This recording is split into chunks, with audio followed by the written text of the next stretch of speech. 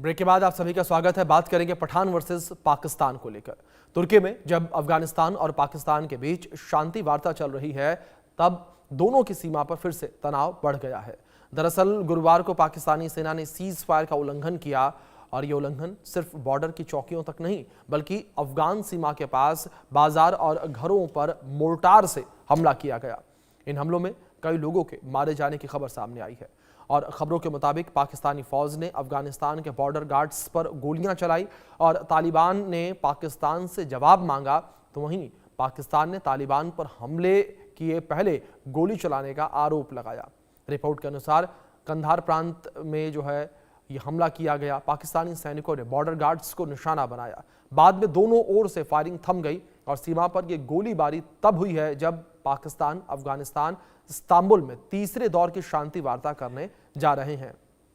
यह हमला ऐसे समय में हुआ जब तुर्की के इस्तांबुल में अफगानिस्तान और पाकिस्तान के बीच तीसरे दौर की शांति वार्ता चल रही है। तो इस हमले को लेकर सभी की निगाहें बनी हुई हैं और जो शांति वार्ता है, इस शांति वार्ता पर भी सभी की निगाहें वो बनी हुई नजर आ रही हैं। तो ये बड़ी जानकारी जो इस बीच जिस तरीके से सामने आई है, और यहाँ पर पाकिस्तान और अफगानिस्तान वो लगातार आमने सामने नजर आ रहे हैं और दोनों के बीच संघर्ष की स्थितियां बॉर्डर पर बनी हुई नजर आ रही हैं।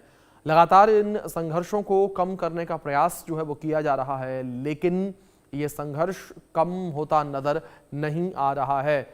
तो कुछ जानकारियां और आप तक पहुंचाते हैं ग्राफिक्स के माध्यम से। जिस तरीके से जहां पाकिस्तान और तालिबान के बीच जो संघर्ष है और बॉर्डर पर ये झड़प देखने को मिली है, फायरिंग में अफगानिस्तान के 5 लोगों की मौत की खबर वो निकलकर सामने आई है। 5 लोगों की मौत हो गई है। साथ ही बुलडाक इलाके में हमला किया गया है। एक बड़ा हमला किया गया, पाकिस्तान की तरफ से बॉर्डर पर गोलीबारी की गई है।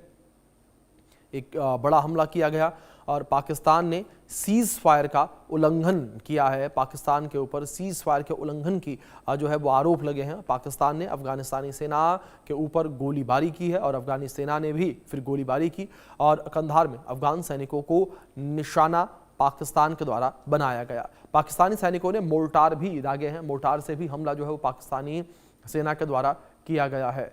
और इस बीच हमारे साथ खास मेहमान जुड़े हैं, रिटायर्ड कर्नल वीके शाही जी जुड़े हैं डिफेंस एक्सपर्ट के तौर पर। साथ ही हमारे सहयोगी अजय जांडियाल भी हमारे साथ जुड़े हैं। अजय, सबसे पहले मैं आपका रुख करूंगा और इस पूरे मामले पर इंफॉर्मेशंस मैं आपसे चाहूंगा कि किस तरीके से पाकिस्तान और अफगानिस्तान बॉर्डर पर तनाव की स्थिति अभी भी बनी हुई है, जहां 2 दौर की शांति वार्ता हो चुकी है, तीसरे दौर की शांति वार्ता हो रही है, लेकिन उसके बावजूद हमले कम होते नजर नहीं आ रहे। देखिए अभिषेक, जिस तरीके से पाकिस्तान की तरफ से हरकत की गई है और वहां एक बार फिर से अफगानिस्तान लाइन को उससे कहीं ना कहीं टारगेट करना, वहां पर सिविलियन करना, मास बुलाकर उनकी हत्या करना, ये कोई भी देश वो बर्दाश्त नहीं करेगा और उसका जवाब वो अफगानिस्तान की तरफ से दिया भी जा रहा है। दरअसल हो क्या रहा नहीं पा रहा।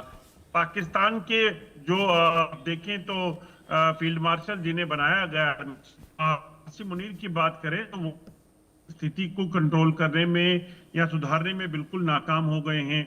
ऐसे में जो तमखे उनको दिए जा रही हैं और उन्हीं खासतौर पे कॉन्स्टिट्यूशनल अमेंडमेंट करने जा रही है पाकिस्तान, अपने आप में बताता है कि उनकी बौखलाहट का लेवल वो हाई है। और इसी वजह से जब वो ना खैबर पख्तूनख्वा का ना वो बलूचिस्तान में ठीक कर पाए, इस वजह से अब कहीं ना कहीं उन्होंने ये हरकत की कि उन्होंने सीधे तौर पर टीटीपी के नाम पर वो तालिबान जो सरकार है, तालिबान के लोग हैं अफगानिस्तान में, उनको निशाना बनाने की युद्ध विराम का उल्लंघन किया। और इससे ठीक पहले कुछ घंटे पहले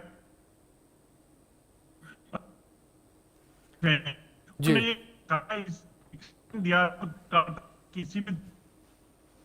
बिल्कुल अजय, जाहिर तौर पर जिस तरीके से आप जानकारियां दे रहे हैं, अफगानिस्तान पाकिस्तान के बीच तनाव की स्थिति लगातार बनी हुई नजर आ रही है। इसी के साथ हम वीके शाही जी का भी रुख करेंगे। वीके शाही जी, जिस तरीके से सर यहाँ पर इन स्थितियों को देखा जाए, क्या आप यहाँ पर ये माना जाए कि पाकिस्तान का जो दोहरा चरित्र है वो यहाँ पर नजर आ रहा है अफगानिस्तान के साथ भी? एक और पाकिस्तान शांति की बातें कर रहा है तो दूसरी ओर खुद ही बॉर्डर पर अशांति फैला रहा है, हमले कर रहा है। अभिषेक जी, आप बड़ा लिहाज कर रहे हैं पाकिस्तान का दोहरा चरित्र पर आकर उनका तो चौबेरा 6 गुना ज़्यादा चरित्र है। हर मैदान में उनकी शक्ल अलग होती है। कल तक हमास के समर्थक थे, अब वो इजराइल से शामिल हो रहे हैं। एक तरफ वो सीज फायर की बात करते हैं और शांति बनाए रखने की बात करते हैं, दूसरी तौर अटैक करते हैं। हमसे भी वार्तालाप शुरू करना चाहते हैं और साथ में धकेलते हैं इन्फिल्ट्रेट कराकर आतंकियों को। तो उनका चरित्र तो कहीं भी दोहरा रहा है। ईरान के साथ उन्होंने दगा किया, कहाँ ईरान के समर्थक बनते थे और कहाँ अमेरिका को उन्होंने फैसिलिटेट किया ईरान पर हमला करने को। तो ऐसा कोई भी नहीं है जिसको पाकिस्तान ने ठगा नहीं, धोखा नहीं दिया, जिसके साथ मक्कारी नहीं की। ये एक बात है। दूसरी बात, जहाँ तक अफगानिस्तान का सवाल है, हमें समझना चाहिए कि अफगानिस्तान में तालिबान को पाकिस्तान ने आर्म किया था, ट्रेन किया था अमेरिकन हथियारों से। उसके बाद अमेरिकन खुद छोड़ गए वहाँ से भागते समय। और जब अमेरिका ने वो बगराम एयरपोर्ट पर दोबारा कदम रखने चाहे तो वो अफगानिस्तान ने इनकार कर दिया और उसकी जगह अब हमारी कुछ वहाँ फैसिलिटीज़ बननी शुरू हो गई हैं, कुछ हद तक बन गई हैं। तो चैप्टर क्लोज हो गया अमेरिका के बगराम में आने का। अमेरिका इससे ज़रूर नाराज़ होगा। जो पाकिस्तान की तरफ थ्रू पाकिस्तान तालिबान को मदद दी गई थी, वो सब बेकार हुई, उससे कोई भी फल नहीं निकला और वो पहले से ही एक गहरी नाराज़गी अमेरिका को पाकिस्तान से थी। अब इस सूरत में जब उनका युद्ध विराम कतर और तुर्की कराना चाहते हैं, मैं नहीं समझता अमेरिका इस तरह के सीज वायर से खुश होगा, क्योंकि वो चाहता है दुनिया में कहीं भी युद्ध लगा रहे। उनकी weapon industry, weapon exporter lobby उसके पीछे रहती है।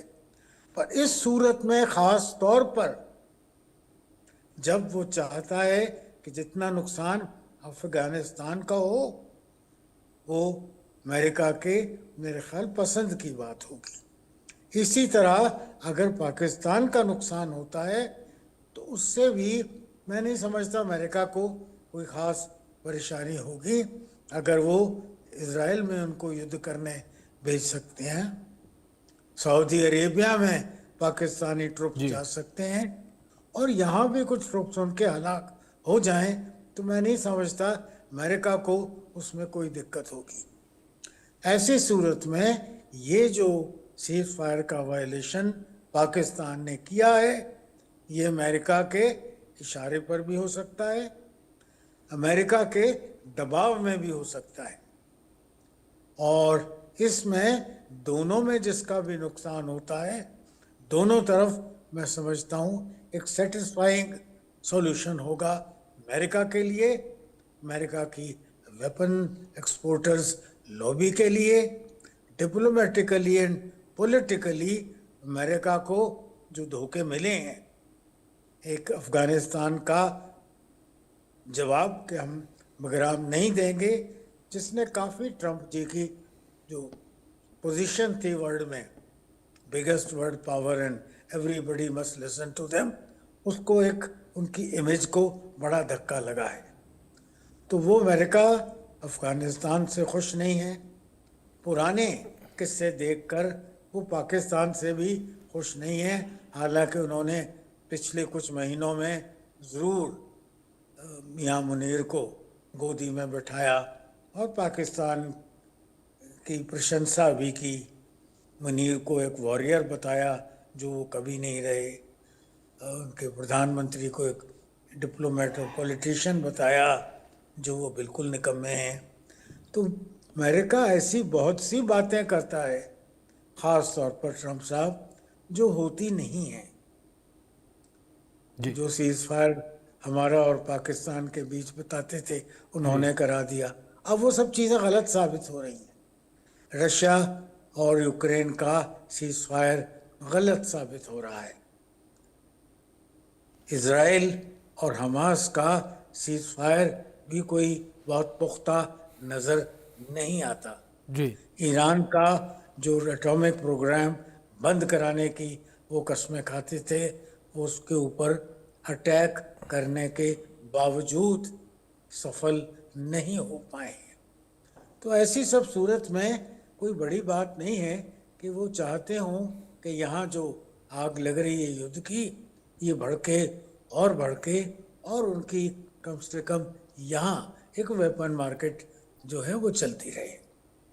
जी जी बिल्कुल सर, जिस तरीके से आपने जिक्र किया, यहाँ पर स्थितियां जो है लगातार विपरीत जो है वो बनती चली जा रही हैं। और पाकिस्तान को लेकर बात करें, जिस तरीके से जिक्र किया आपने भी, पाकिस्तान सुधरता नजर नहीं आ रहा। लेकिन दूसरी ओर शाहिद साहब, इस बीच टीटीपी का भी मैं जिक्र करना चाहूंगा कि टीटीपी जो है वो भी पाकिस्तानी सेना के ऊपर भारी पड़ती नजर आ रही है। और पाकिस्तान ने जब भी अफगानिस्तान के ऊपर या अफगानी सेना के ऊपर हमला करने की कोशिश की है, तो टीटीपी जो है वो भी ढाल बनकर खड़ी हुई है और टीटीपी ने पाकिस्तानी सेना को पीछे खदेड़ दिया।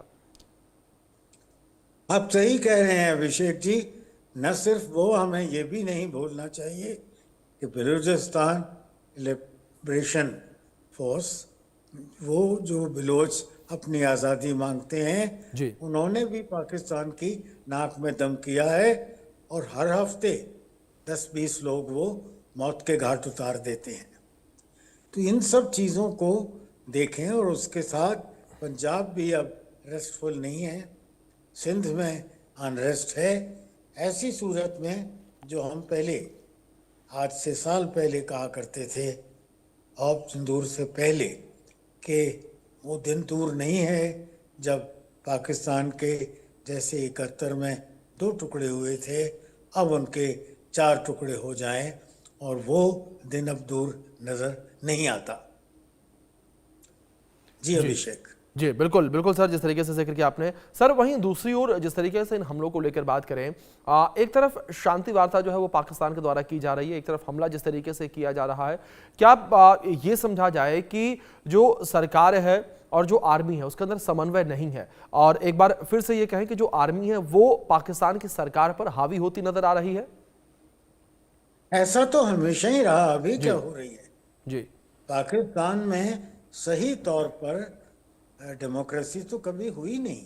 जी मैं बात कर रहा हूँ, पुराने वक्त का शख्स हूँ, लियाकत अली खां, इनके पहले प्रधानमंत्री के समय, और उसके बाद से लेकर कितने गाजी आए, कितने गाजी चले गए। प्रधानमंत्री एक को फांसी चढ़ा दिया, भुट्टो को, उसकी बेटी को दहशत ब्लास्ट कराकर मरवा दिया। तो इनके यहाँ तो ये सब चलता आया है। ट्रू डेमोक्रेसी पाकिस्तान में न थी, न हुई है, और न होने की कोई आशा नजर आती है। जी बिल्कुल सर, इस बीच मैं आपसे रिक्वेस्ट करूंगा कि प्लीज़ आप मेरे साथ बने रहें। एक और बड़ी खबर निकलकर सामने आई है पाकिस्तान अफगानिस्तान से जुड़ी हुई, जहां पाकिस्तान अफगानिस्तान तनाव के बीच बड़ी अपडेट है। ये पाकिस्तान और अफगानिस्तान में जिस तरीके से लगातार स्थितियां जो है बदतर होती जा रही हैं और एक बार फिर से जंग हो सकती है, जानकारी सामने आई है। काबुल से युद्ध की ही एक विकल्प ख्वाजा आसिफ ने कहा कि वार्ता नाकाम रही तो जंग तय है। ख्वाजा आसिफ का ये बयान सामने आया है, ये बड़ी अपडेट है जो इस बीच निकलकर सामने आ रही है। तो ख्वाजा आसिफ का इस बीच एक बड़ा बयान निकलकर सामने आया है और उन्होंने ये कहा कि जंग ही एकमात्र विकल्प है, काबुल से युद्ध ही एक विकल्प, वार्ता नाकाम रही तो जंग तय है। ये बड़ी खबर निकलकर सामने आई है, ख्वाजा आसिफ का ये बयान निकलकर सामने आया। मंत्री हैं वो पाकिस्तान सरकार में, तो एक बड़ा बयान ये इन संघर्षों के बीच कहा जा रहा है। इस बीच हमारे साथ जिस तरीके से वीके शाही जी लगातार बने हुए हैं, उनका रुख करूंगा मैं। वीके शाही जी, जिस तरीके से जो पाकिस्तान के मंत्री हैं ख्वाजा आसिफ, वो भी ये बात कहते नजर आ रहे हैं, ये एक्सेप्ट करते नजर आ रहे हैं कि युद्ध जो है वही एकमात्र विकल्प है अगर शांति वार्ता सही तरीके से नहीं होती है तो। बिल्कुल ठीक बात है जी, मैं समझता हूँ कोई भी विदेश मंत्री यही कहता जो अफगानिस्तान के विदेश मंत्री ने कहा है।